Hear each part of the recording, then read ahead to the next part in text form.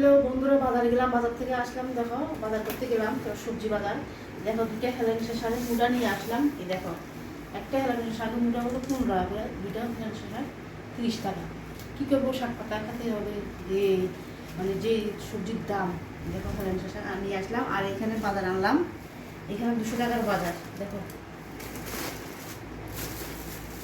এখানে নিলাম বাঁধাকপি একটা, আর এখানে নিলাম তিতাকলা, মানে উঠছে না, তিতাকলা দাঁড়িয়ে উঠছে। আর এখানে বেগুন নিলাম, একটা ফুলকপি। দেখো একটা ফুলকপি নিলাম, একটা ফুলকপির দাম কত বড়, 100 টাকা করে কেজি, এটাও 50 টাকা হয়ে গেছে।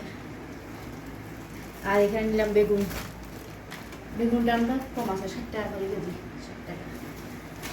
আর নিলাম পটল, পটল আনলাম, পটল আজকে এই বাজার। এখানে 210 টাকার বাজার।